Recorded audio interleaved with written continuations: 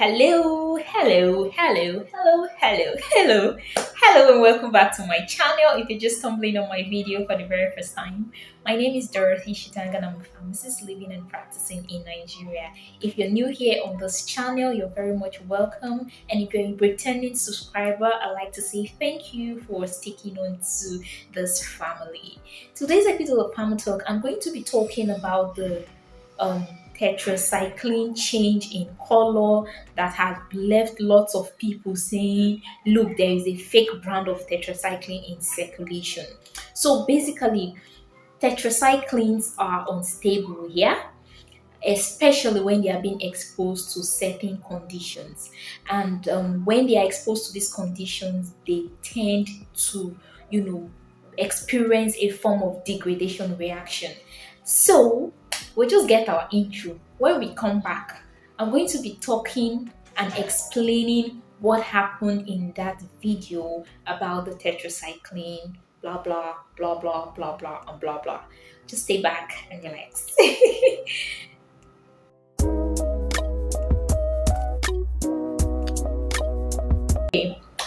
So welcome back.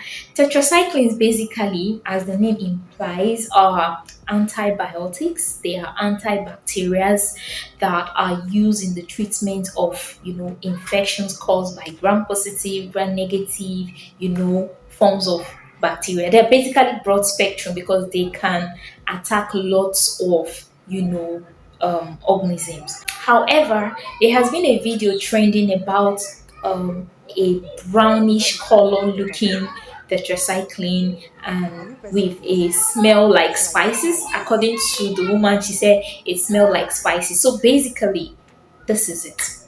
Tetracycline in its original form exists in a yellowish, odorless, hygroscopic, crystalline powder. That is how it exists. Now, during the course of production, a lot of things could have happened, right? And these tetracyclines could have been exposed to conditions that are not suitable for it. Not necessarily because the tetracycline is fake, but because it was exposed to conditions that are not favorable to it, especially during the production process. And this is where I would blame the company a little bit for what happened with the discoloration in the tetracycline. So, if the company had gone through a proper GMP process, that's a good manufacturing process, it is expected that tetracycline should be able to stay on your shelf for over a year and not have any form of degradation happening. However, if there is, non-compliance to GMP and the tetracycline is being exposed to some forms of heat, moisture, things like that, it tends to affect the potency and the shelf life of tetracyclines. Having said that, here is what could also be the case.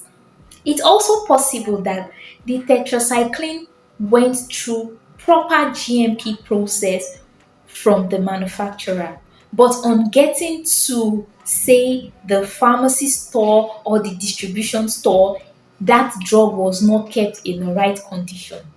We all know that there are open drug markets in Nigeria.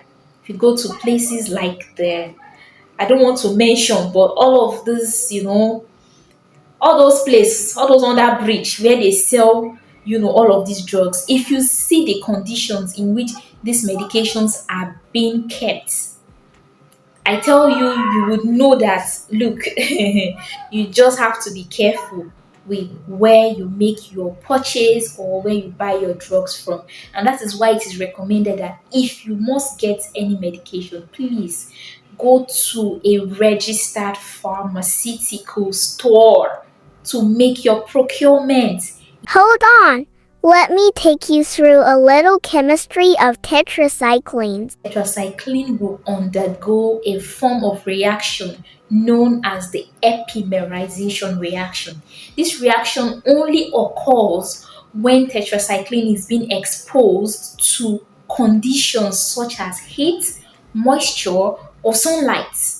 Now, when it is being exposed, a polymerization reaction, occurs, and then it leads to a degradation in the components of the tetracycline. And when this happens, it results in another form of the tetracycline, which becomes a toxic form known as the 4-epihydrotetracycline.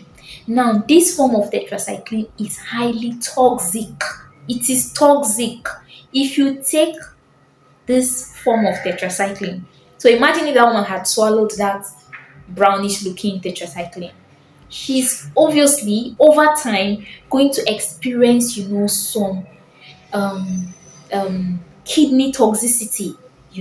She's going to experience either some kidney toxicity, nephrotoxicity, or liver toxicity. But it's just going to burn her kidneys over time. So here is the take home: whenever you want to buy any form of tetracycline, please, I repeat, please ensure you open the capsule, pour out the contents to be sure that it is yellowish in color. That certifies, that the potency of the tetracycline is still intact. If it is looking otherwise, please do not buy. Return it back to the pharmacy and tell them this medication has undergone degradation, and as such you cannot take it. They would understand. However, note that it is not that the company manufactured a fake tetracycline. The change in color could be as a result of poor GMP process during production or poor storage conditions. I want to believe that this video was helpful. I'll see you in my next video. Do take care of yourselves, and don't forget, hit that red subscribe button if you have not done that, and give this video a big like. Take care and ciao.